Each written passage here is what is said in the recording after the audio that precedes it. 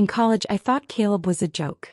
He was the quiet, nerdy kid who left flowers on my desk, while I was chasing the star quarterback Jax. But Jax didn't just break my heart. He left me pregnant and homeless in the middle of a New York winter.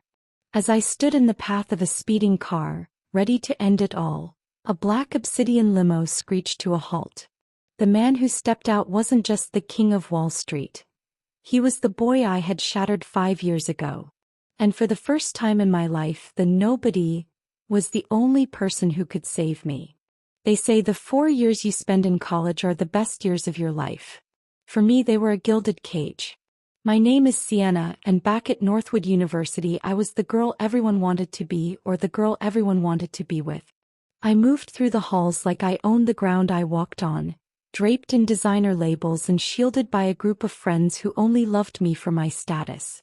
But in the quiet corners of that campus there was a shadow. A shadow named Caleb Reed. Caleb was the boy the world forgot to notice. He sat in the back of the lecture halls, his face hidden behind a frayed hoodie and thick black-rimmed glasses. He never raised his hand. He never went to the parties. He was a nobody in a world that obsessed over somebodies. But Caleb noticed me. I remember the rainy Tuesdays when I would walk into the library stressed and exhausted.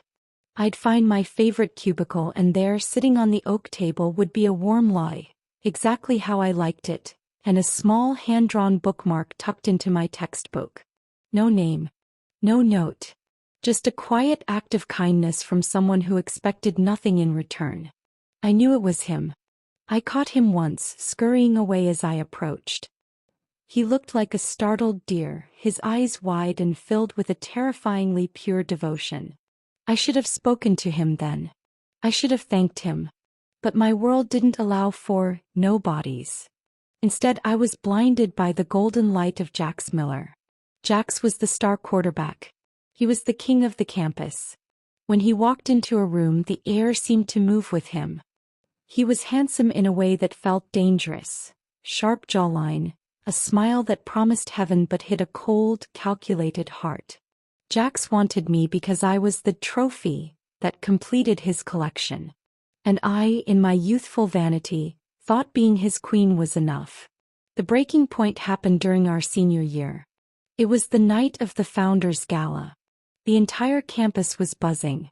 Caleb had done something brave, or maybe something foolish. He had spent months, I later found out, working 3 jobs just to buy a small, delicate gold locket. It wasn't expensive by Northwood standards, but it was everything he had. He caught me alone in the courtyard, the moon reflecting in the fountain. He was trembling so hard the locket rattled in its box. "Sienna," he whispered, his voice cracking. I know I'm not who you want. But I've loved you since the moment I saw you in the freshman orientation. I don't want to change your life. I just want to be the one who looks after you." I looked at the locket. It was beautiful in its simplicity. For a second, a tiny spark of warmth flared in my chest. But then I heard the laughter. Jax and his friends stepped out from the shadows of the stone archway, their expensive watches catching the light. "Is this a joke?" Jax sneered, walking over and snatching the box from Caleb's hand. "What is this, Caleb? Did you find this in a cereal box?" The group erupted in laughter. I felt the social pressure closing in like a vice. I looked at Caleb. His face was pale, his eyes shimmering with unshed tears. He looked at me, begging me with his gaze to stand up for him. To be the woman he believed I was.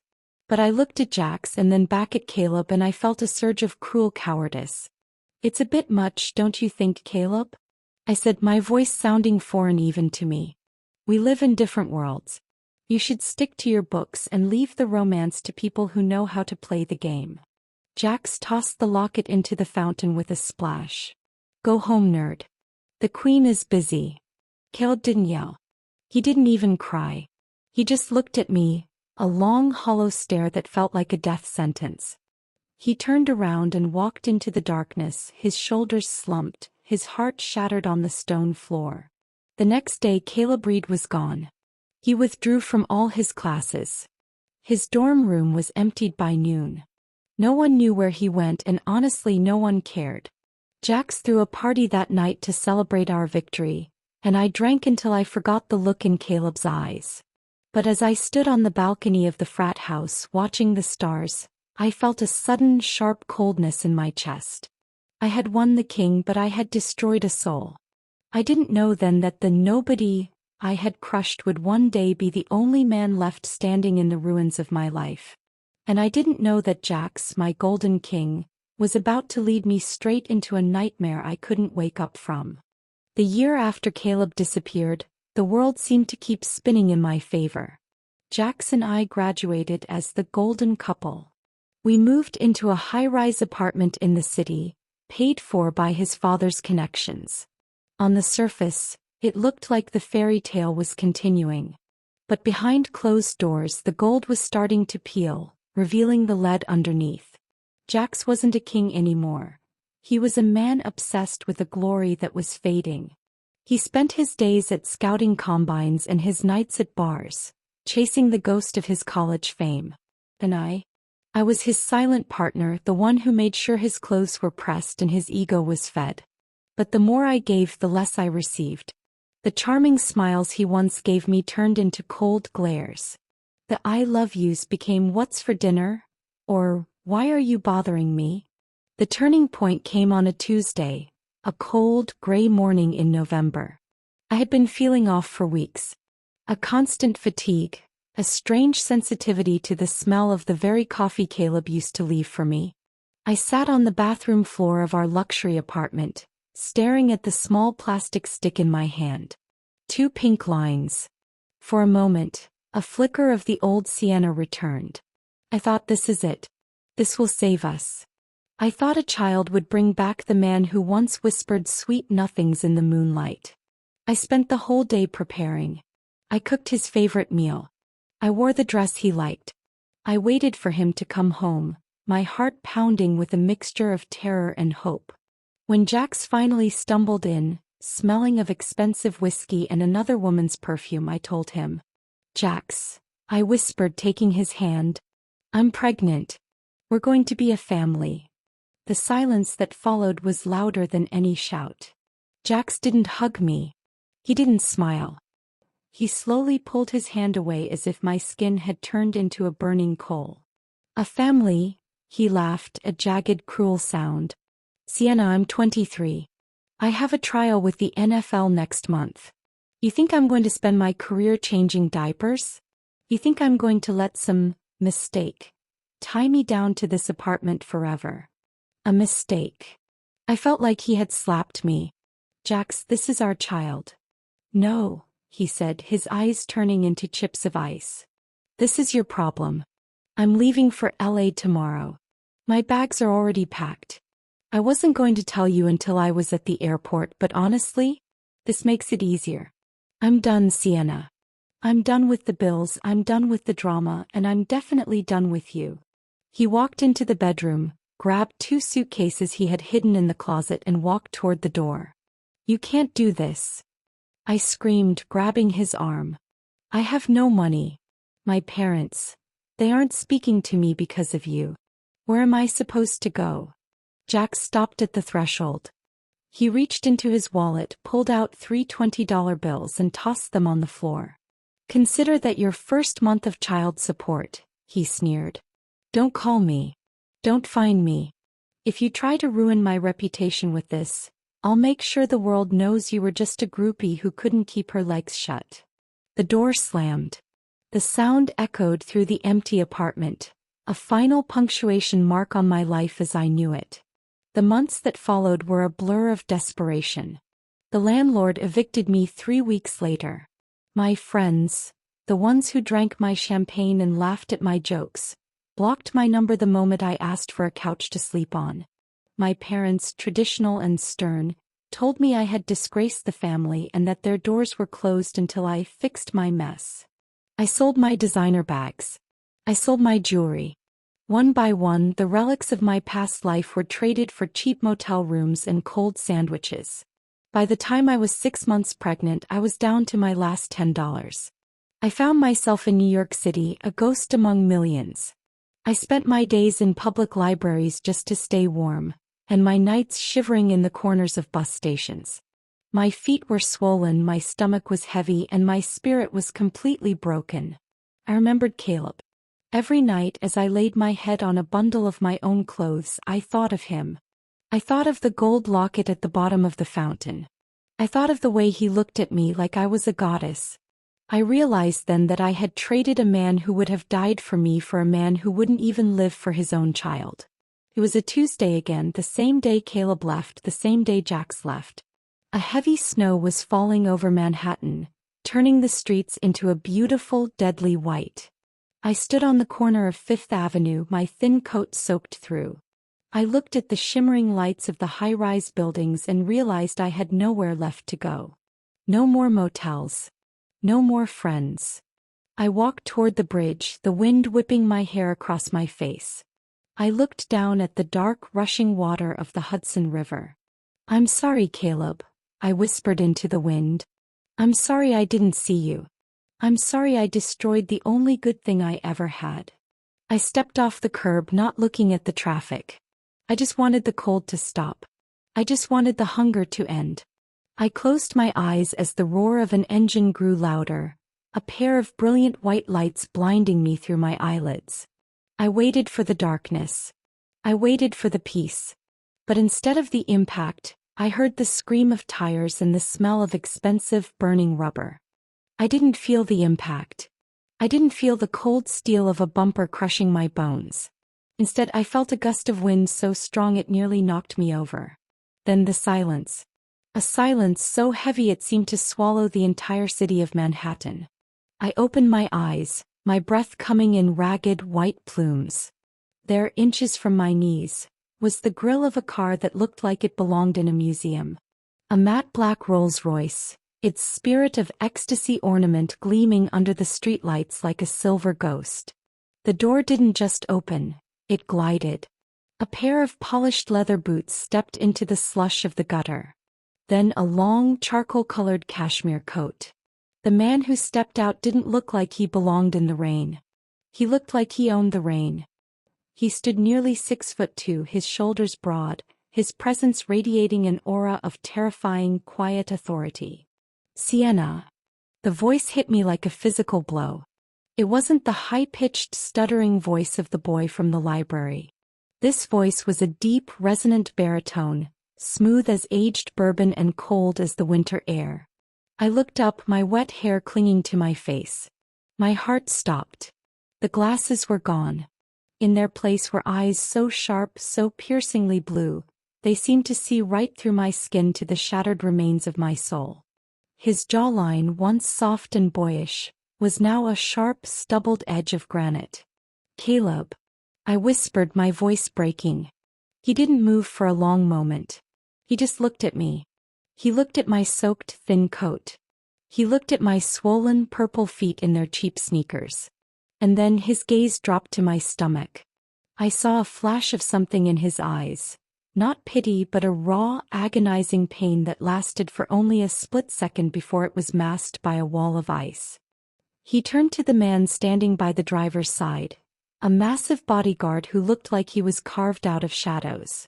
"Clear the street," Caleb commanded. His voice wasn't a request, it was a law. Caleb walked toward me. Every step he took felt like a heartbeat. When he reached me, he didn't say, "I told you so." He didn't ask where Jax was. He simply took off his cashmere coat, the fabric still warm from his body, and wrapped it around me. The scent of sandalwood, cedar, and expensive success filled my lungs, momentarily drowning out the smell of the city's grime. "You're shaking," he said softly. He didn't wait for me to answer. He reached down and slid one arm behind my back and the other beneath my knees. He lifted me as if I weighed nothing, cradling me and the life inside me against his chest. "Don't touch me," I sobbed, hiding my face in the lapel of his coat. "I'm dirty. I'm a mess, Caleb. I don't deserve this." "I stopped caring about what you deserved 5 years ago, Sienna," he whispered against my hair. "Now I only care about what I've decided to take back." He carried me into the back of the Rolls-Royce. The interior was a sanctuary of cream-colored leather and starlight. The heat was turned up, and for the first time in 6 months, the deep, biting chill in my bones began to thaw. As the car pulled away from the curb, I looked at him. He was staring out the window at the blurred lights of the city. He looked so different yet so familiar. This was the boy who had once left coffee on my desk. This was the boy who had been mocked by the man who destroyed me. How? I managed to ask, my voice trembling. How did you become this?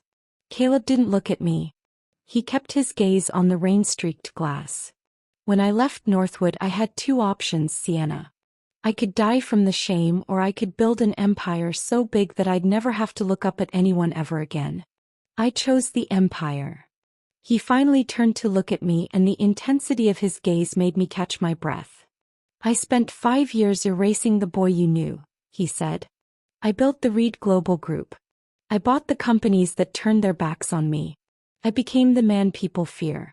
But no matter how much money I made or how many buildings I put my name on, I could never forget the sound of that locket hitting the water. I'm so sorry, Caleb, I choked out, the tears streaming down my face. I was so stupid. I was so wrong. I didn't save you for an apology, Caleb said, his voice hardening. He reached out and pressed a button on the console. Leo, call Dr. Sterling. Tell her we have a VIP coming to the penthouse. I want a full prenatal team on site in 20 minutes. Caleb, you don't have to do this, I whispered. It's Jax's baby. I have nothing to give you. Caleb leaned closer, his hand hovering near my face before he pulled it back, as if afraid he might break me. You think I care about his blood? Caleb hissed, a dark, protective fire in his eyes. That man left a diamond in the mud because he was too blind to see its value. He's a coward. And I am many things, Sienna. The world calls me a devil, a shark, a monster, but I am not a coward. You are under my protection now. Which means that child is under my protection too. As the car turned into the private drive of a towering skyscraper, the tallest in the city, I realized that the nobody hadn't just returned. He had come back to claim the one thing he had never been able to buy. And as the elevator climbed toward the clouds, I realized that my nightmare was over, but a new, more complicated story was just beginning.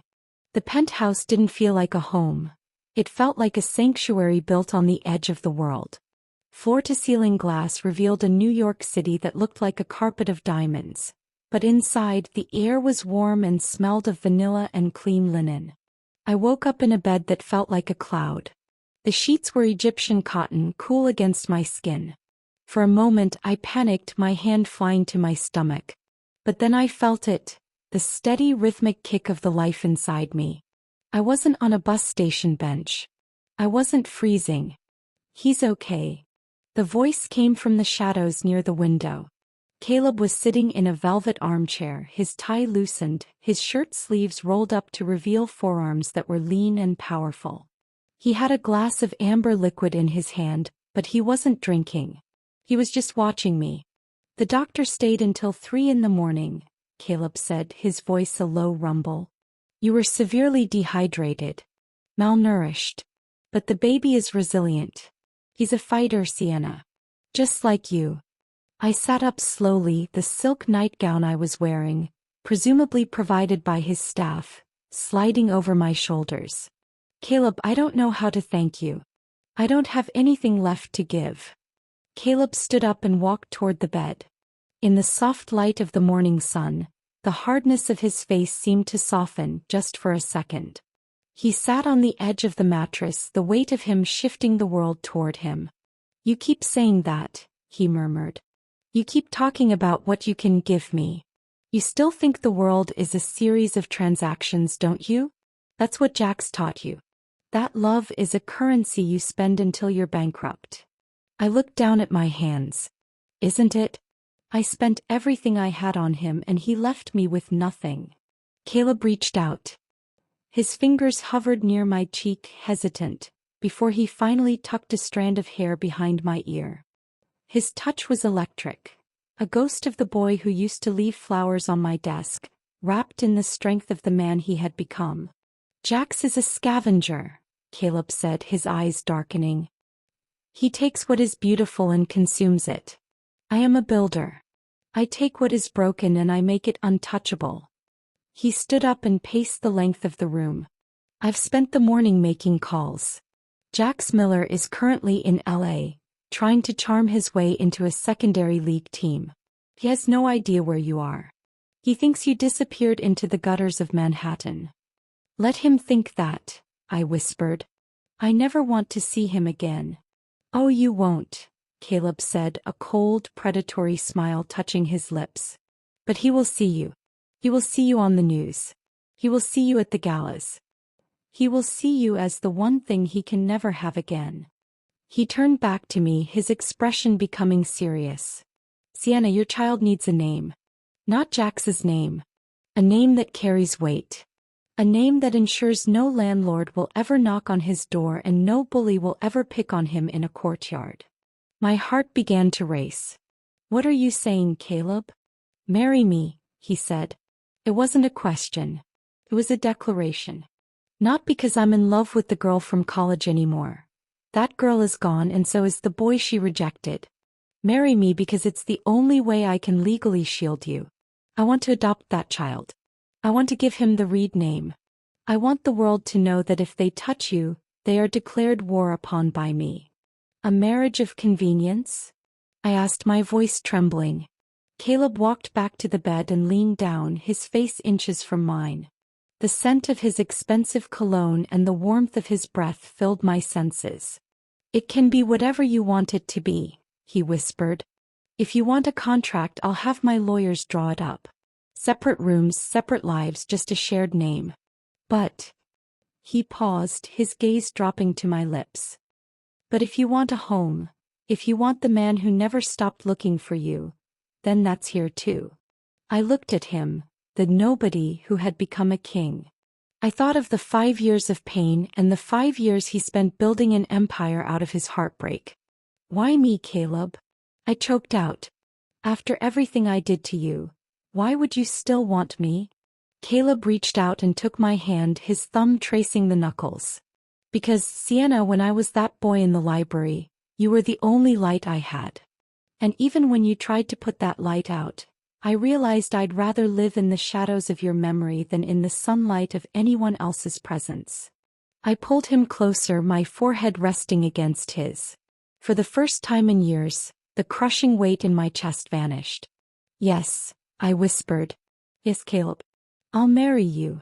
He didn't kiss me then. He simply leaned forward and pressed a soft, lingering kiss to my forehead, then another to the swell of my stomach. Rest now, he said, standing up. Tonight the world finds out that the queen has returned. And this time she has a king who knows how to keep her. As he walked out of the room, I looked at the city below. The streets that had almost killed me now looked small and insignificant. I had been saved by the man I once threw away, and as I felt my son kick again, I knew that his life wouldn't be a tragedy. It would be a legend. The wedding wasn't just a ceremony, it was a declaration of war against everyone who had counted me out. Caleb didn't want a private courthouse affair. He wanted the world to see. He wanted Jax to see. I stood before the mirror in the bridal suite of the St. Regis, draped in a gown of French lace and silk that cost more than the apartment Jax had kicked me out of. My bump was prominent now, a beautiful curve beneath the fabric. I didn't look like a victim anymore. I looked like a woman who had walked through fire and come out forged in gold. Caleb walked in, looking devastating in a black-on-black tuxedo. He stopped, his breath catching as he looked at me. He walked over and placed a hand on my stomach, his wedding ring, a thick band of platinum, glinting in the light. Are you ready, Sienna? He asked, his voice thick with a pride I had never earned but he gave freely. With you. Always, I whispered. The news of Caleb Reed, the world's most elusive billionaire, marrying a mystery woman, had sent the media into a frenzy. But the real explosion happened a week later at the National Sports Gala. Jax was there. He had managed to get a seat at a back table, still desperately trying to network his way back into a career that was already dead. I watched him from the VIP balcony, hidden behind Caleb's broad shoulders. Jax looked small. He looked haggard. He was wearing a suit that was a season old, nursing a drink he couldn't afford. When the announcer introduced the evening's guest of honor and his new wife, the room went silent. Caleb led me down the grand staircase. The spotlights hit us and I saw the exact moment Jax's glass hit the floor. His face went from confusion to shock and finally to a pale, sickly green. He watched as the woman he had left for dead in the snow was escorted by the man who now controlled the very agencies Jax was begging for work. After the speeches, Caleb did something he didn't have to do. He guided me straight toward Jax's table. Jax stood up, his mouth hanging open. "Sienna, she's Mrs. Reed," Caleb said, his voice dropping into that low, lethal tone that made the most powerful men in the city tremble. Caleb didn't yell. He didn't need to. He simply looked Jax up and down with a pity so profound it was more painful than a punch. I didn't know," Jax stammered, his eyes darting to my stomach. "Sienna, listen, I was stressed. I was going to come back for you." "Don't," I said, and the word felt like a weight being lifted off my soul. "Don't speak to me, Jax. And don't ever look at my son. You chose a path and it led you here. I chose a path and it led me home." Caleb stepped closer, his presence looming over Jax. "I bought the Pacific Scouting Agency this morning, Jax. And the London League. And the Midwest Combine. I've reviewed your stats. You're not a star, Jax. You're a liability. And in my world we cut liabilities." Caleb leaned in, whispering so only Jax could hear. "You threw away a locket once. I turned that locket into an empire. Thank you for being a fool, Jax.